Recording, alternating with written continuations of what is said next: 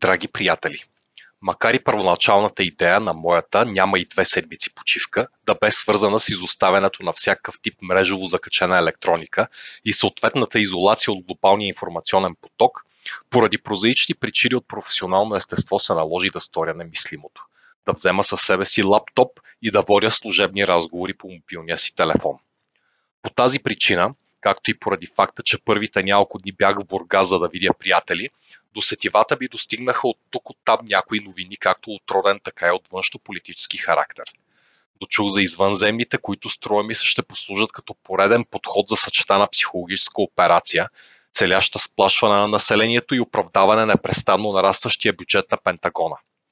Заплахата от военизирани летящи чинии и производство на Lockheed Martin и Raytheon предполагам трябва да накара Путин да се замисли.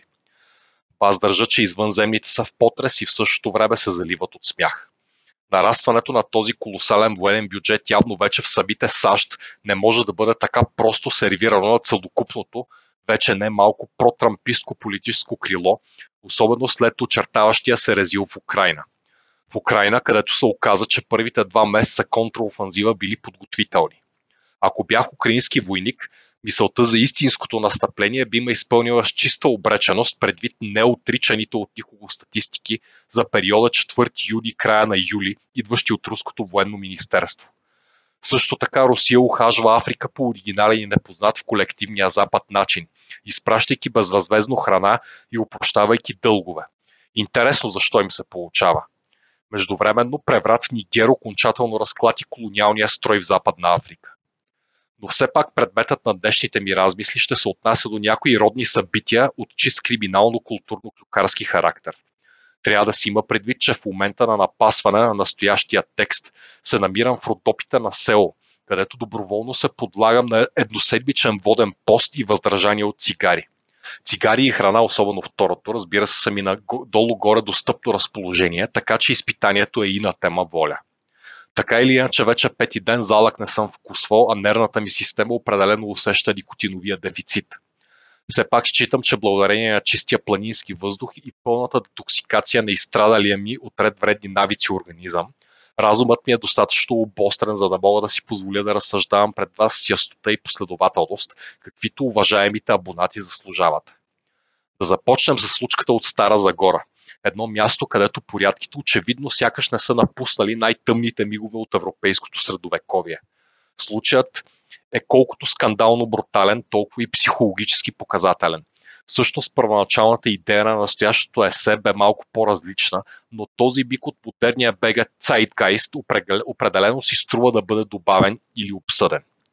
Самите ние като български граждани, живеещи на територията на тази държава, затънали в ред вътрешно-политически, системно-съдебни, корупционно-банални и прочие проблеми, си струва според мен внимателно да разплетем тази срамна случка, защото обществото ни е очевадно много болно.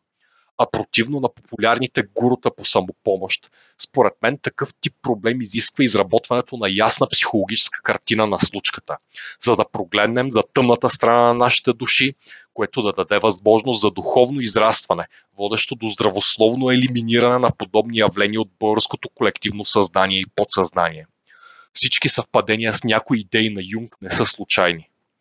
Доколкото разбрах, става въпрос за 25 годишен, обилно татуиран с националистически лозунги, криминално проявен охранител на старозагорска дискотека, начинът по който е накълцал и помлял едно 18-годишно момиче в собствения й дом, последвалия месец мълчание от страна на жертвата, придружен с колебливи показания относно самоличността на нападателя, абсурдното обвинение за лека телесна повреда и последвалата широка обществена реакция. Предишните присъди на нашия герой, доколкото разбирам, също са за лека телесна повреда. Със сигурност детайлите по случая ще се променят, но есенцията ще остане същата.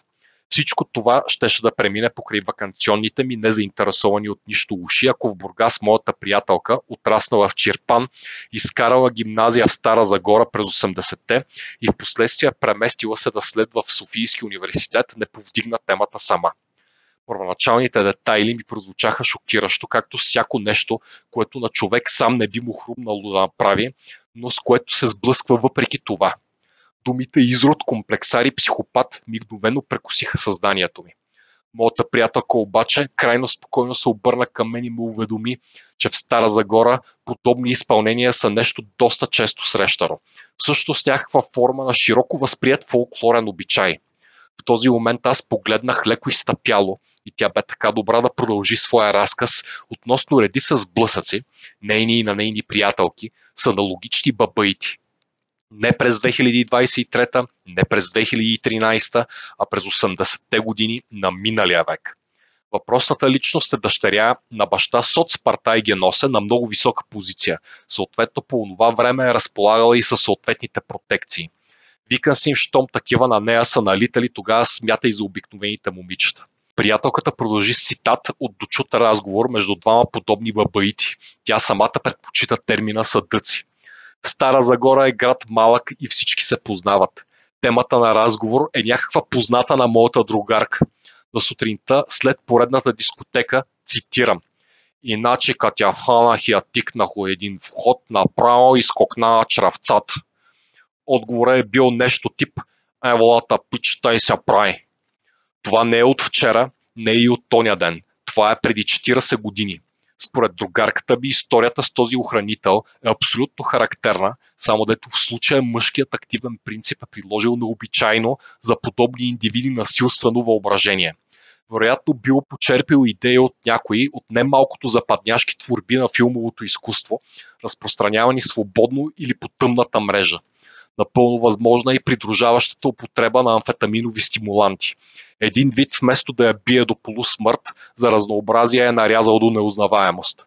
Честно казано, тази интерпретация се опитах да я възприема, но в началото ми бе малко трудно, понеже в шопския край сме по-скоро фенове на психологическия терор над близки и роднини. Тази моя неувереност бе елиминирана от една публикация на Божидара Овчарова «Мис Стара Загора 2018», която явно е станала вайрал. Но сега ще ви разкажа малко предистория, защото този проблем не е инцидентен случай в Стара Загора. Това е менталитет. Менталитет, който години наред не се е променил. Разбира се, отдолу в коментарите масово обръщаха внимание на визията и диалекта, а посланието някак си го пропускаха. За моя радост много хора бяха реагирали адекватно, което е обнадеждаващо.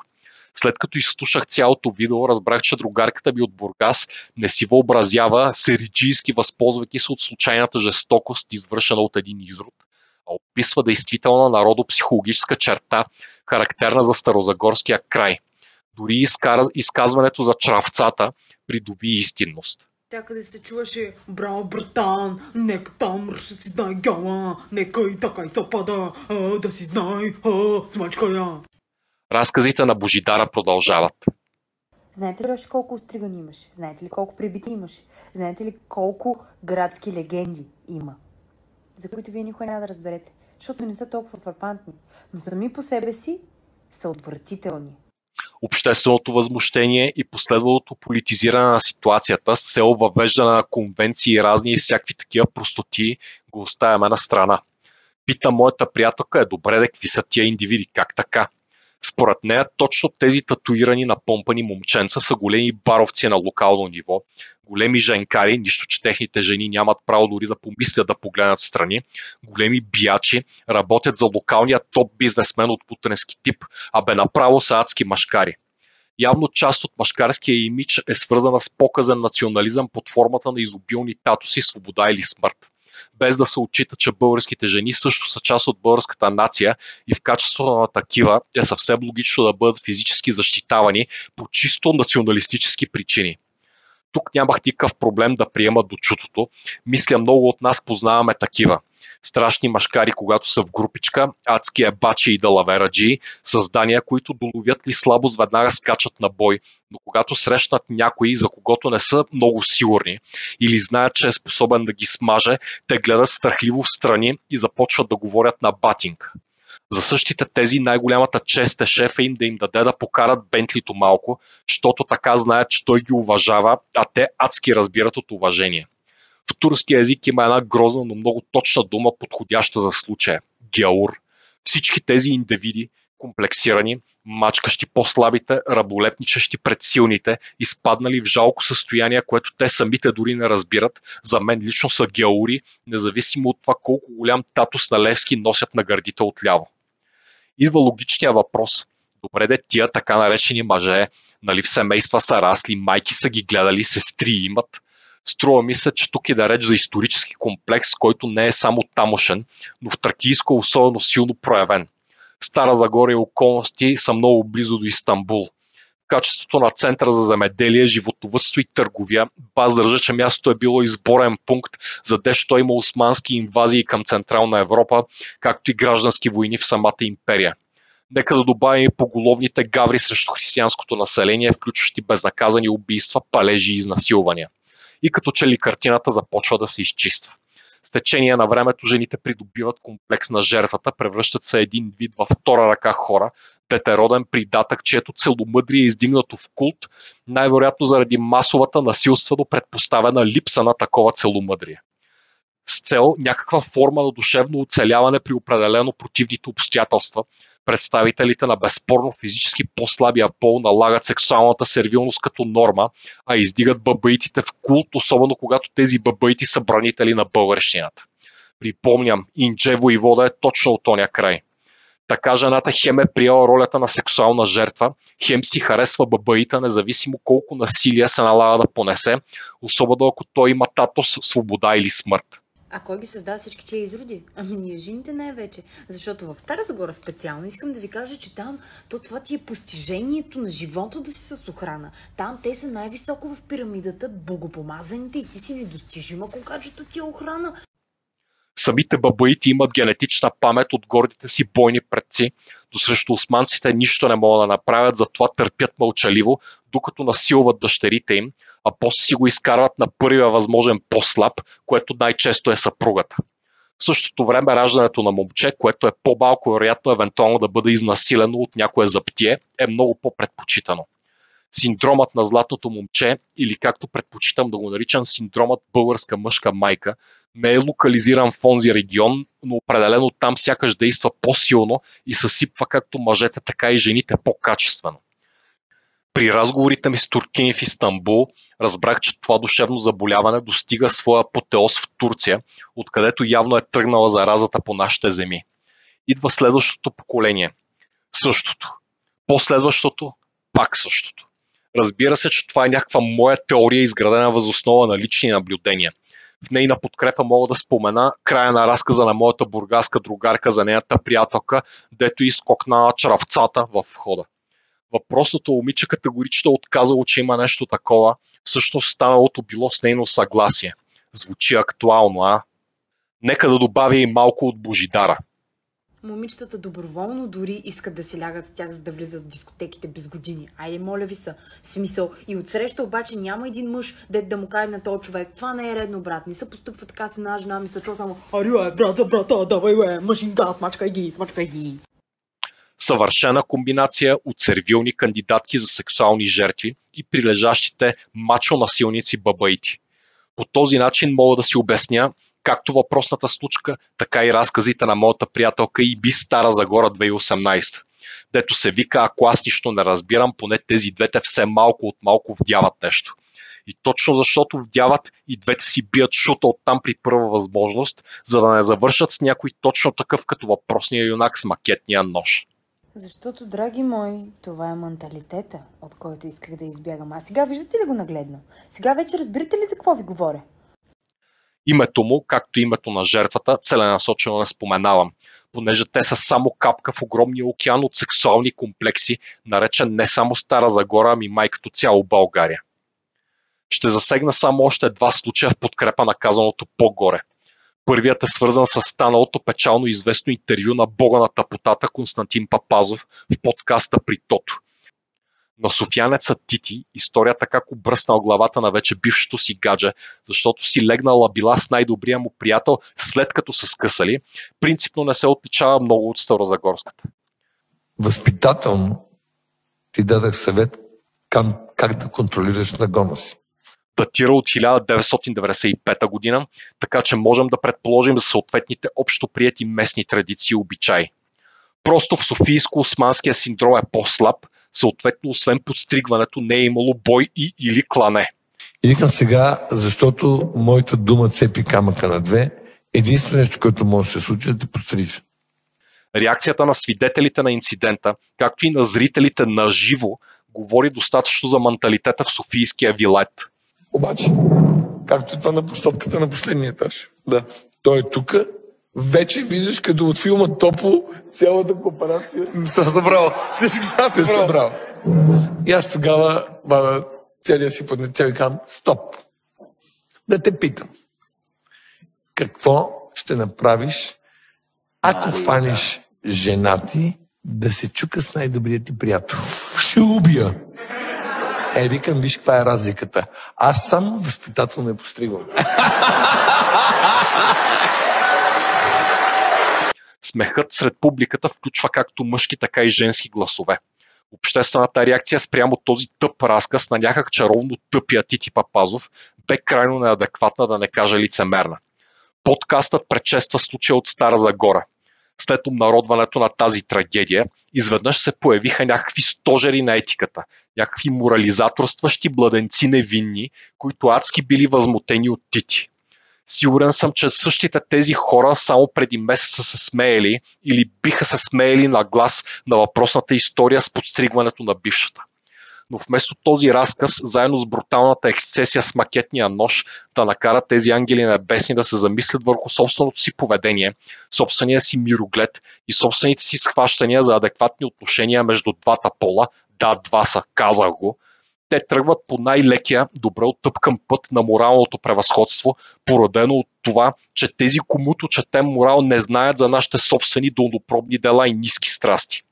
На мястото на Тото, вместо да се извинявам като мижитурка, ще я да кажа точно това. Не съм най-нахакания човек на света, но срещу такова пладнешко лицемерие се рита с всички сили, защото в днешно време се пръскаме по шеловете от разни уникални, специални и добродетелни индивиди и от такива взе вече лошо да ми става. Друг допълнителен случай, или по-скоро статистическо наблюдение, ще опиша сега съвсем накратко. Източникът на информация е надежден, но нямам изрично разрешение да давам подробности относно самоличността. Отново и да реч за мой любим град София, място, където цените на жилищата са колосални, но жълтите павета и Йорданка Фандъкова все някак не се отмява да ги нареди като хората. Наблюдава се тенденция IT специалисти, каквито прииждат от цяла България, да си фащат по някое гадже и да следят телефона й. В много случаи да реч за мъже с природно висок коефициент на интелигентност, които преди да фанат добре платената работа, гола жена са виждали най-вече по интернет, ако са малко по-разкрепостени в стриптиз бар. Та хващат си те булче някакво, върви масовия наратив и започват да почитат земята под краката на въпросната хубавица само и само защото е отворила бедра или се е надупила. Булчето обаче бива проследено чрез хакване на личния телефон и като се сравнят чатове разни с хронологията на локацията на мобилното устройство, нашето доволно IT изведнъж разбира, че булчето хич не си е само негово, ами и на фитнес инструктора, ротвайлера на съседа, а може би и дори Тити Папазов я е стригал. Следва необуздан и инфантилен пристъп, характерен за хора с личностно изоставане, каквито по мои наблюдения са множество IT-та. Убийството идва съвсем логично. По новините нищо не съм чул по този въпрос. Разказът е от втора ръка, но познавам лично както разказвача, така и първоизточника на информация и смея да твърдя, че са надежни. Тук не иде реч за тъп гюр просто от старозагорска дискотека. Това са относително високо интелигентни образовани хора, работещи в така наречените STEM полета на дейност. Отново, тези хора са оттраснали някъде, гледали са ги родители, ходили са на училище, движили са се в някаква определена среда от себеподобни. И това е резултатът. Можем спокойно да кажем, че от източна България и охранителите скалпьори до западна България и IT-тата убийци, ние българите сме обхванати от абсолютна криза на душевността. Това е толкова явно, че чак почти изтрих последното изречение, да не се излагам с очевидности. Защо така се получава? Отново споделям теория, която на мен лично в главата би изглежда смислено. Тук в нашата родина България, ние българските граждани сме съчетание от племена, носители на древна мъдрост, бездънна история и адска индивидуалистична дивотия. От тракийско време насам тук понятието колективна цивилизация и рафинираност е нещо враждебно и пораждащо неразбираемо за чужденците недоверие. Диви сме си и на мен това страшно много ми харесва. Все някой трябва да е див на този свят, та цивилизованите да се плашат. Локалната анархия ме кара да се чувствам спокойно. Пътувал съм много на запад и то преди мигрантските вълни да превърнат градовете им в гета. Хич не ми харесва едно такова подредено по конец. Всички спазват правилата, колкото и да ги таковат собствените им управници. Никакъв дори елементарен зачатък на самостоятелност, мисъл и импровизация. Мога да разкажа много истории, но по-добре друг път. Анархията ни никак не е съвършена. Изпълнена с несправедливост, насилие, корупция и шуробаджанащина, които напоследък излизат съвсем извън контрол. Колкото по-силни стават опитите за налагане на външно внесени цивилизационни ценности, истанбулски конвенции, прайд фестове и всякакви подобни неестествени за нас простащини, толкова по-дълбока става кризата. Положението в момента е ескалирало до степен да гледаме как предателите, вносители на по-горе споменати ценности, гръмко имплодират, несъзнателно отдавайки се на собствените, кога тоталитарно-варварски, кога георско-сервилни склонности. Между другото, наблюдението отвътре на почти 35 години преход затвърждава в мен идеята, че така наречената демокрация за нашата била родина представлява чиста проба троянски кон за узаконени, привнесени корупционни практики тип НПО-та и еврофондове, които само разпокъсват изстрадалата ни държава. Лично според мен България има нужда от водач, независимо мъж или жена, който да е много интелигентен, много гаден и адски див, до степен евромижитурките да не знаят какво да се правят. Добре би било, докато те се усетят, да се изпомпат колкото се може повече субсидии, преди Евросъюза да му се пише час на смъртта. Този водач, пак според мен, трябва да държи пълен контрол над съдебната система и силовите структури, като упражнява абсолютен монопол над насилието в държавата. Вкратце, ако някой местен дерибей се вземе за важен и се прочуе с гаври над съгражданите си, разплатата да може да бъде бърза, жестока и от най-високо ниво. Малко строева, че много се изложихме. Народ, наследник на бойни племена, който се изнежва по изпедерастял начин, лижейки чуждоземни подметки по офисите, попълвайки екселски таблици. Жени, които традиционно са се биели редом с мъжете, но в момента си продават задниците, за да влезат на чолготека. Хора, които на това географско разположение са оцеляли през възходи, падения, слава и робство, дарители на кирилицата и на православието, днес една крушка не умеят да сменят, едва връзват две приказки на кръст и като им се запуши канала с косми викат водопроводчик. Много потенциал, пълен срам. Според мен от много опити да се правим на такива каквито не сме, т.е. на цивилизовани. После се чудим защо така убийства и откъде тези извращения. Не може да държиш едно диво племе в безсъзнание за собствената си варварска мощ и да очакваш хората да не полудеят. Даже пак добре, че полудяваме. Значи поне има надежда, че на Запад тия, дето са цивилизовани, по-добри от нас и не полудяват, са крайно тъжна гледка. Добитъци, доволно преживящи на влизане в глобалистката скотобойна. Така че полудяването не е съвсем лош знак. За всеки скалпирал или пречукал приятелката си има по един, който е зарязал офиса и се е върнал на село да произвежда мляко и сирене. За всяка решила, че пика в живота и ще е да си намери някой благ заможен чичо, дето да си я храни, да си я облича и да си я млати, имаме по един медалист на Олимпиада по химия, математика, биология и така нататък. В България има много талантливи деца, прекалено много като процент от населението. Има и много хора с здрав разум, виждащи причината за разрухата наоколо. Остава само леко да полудеем, но този път осъзнато и не срещу нашите близки, а срещу творците на околния колапс. Да полудеем по-варварски, както ние си знаем, както кръвта ни говори. Така или иначе все ни критикуват, барем ние за нас и да сме спокойни. За накрая, след като надявам се успях да разнищя доколкото стигат скромните ми умствени способности местната народопсихология, е добре все пак да дам и някакви смислени идеи за това какво да се прави. Както се вика аман от критици, дайте някакво решение. Тук влиза малко в полето на Тони Робинс и Юли Тонкин, но в случая ще говоря от личен и страдан опит през прекалено дебелата ми шопска глава. Ще кажа няколко неща. Първо, всички до един сме чеда Божии. Това, което може би често се забравя, е, че Исус Христос също е човек, син Божий, точно като нас. Без да съм теолог, лично за мен това означава, че Христовото съзнание е част от всеки един. Имам чувството, че двете хилядолетия политически организирана християнска религия са ни отдалечили от тази идея. Това е само личното ми усещане. Второ, Това Христово съзнание може да бъде постигнато чрез крайно самоосъзнаване, започвайки от тъмните страни на нашата душевност. Това, което Юнг нарича архетипа сянка. Те всъщност нито са толкова тъмни, нито сянката е толкова мрачна. От личен опит мога да твърдя, че точно опознаването на моята сянка е един от най-градивните процеси във вече не много краткия ми живот. Това, разбира се, не бе съвсем лесно, нито безболезнено и изцяло върви срещу масовото силово претопяване на човешката личност в еднородна, безсъзнателна и лесно манипулируема маса. И накрая трето. Лично при мен практиката на това самоопознаване не е особено трудно за обяснение. Изхождайки от идеята на раннохристиянските гностици, всеки един от нас носи в себе си частица от София, мъдростта София, която представлява нашата връзка с Създателя. Тази частица, казано накратко, съответства на това, което се нарича съвест. Хиндуистите го наричат атом от Кришна, разположен в сърцето.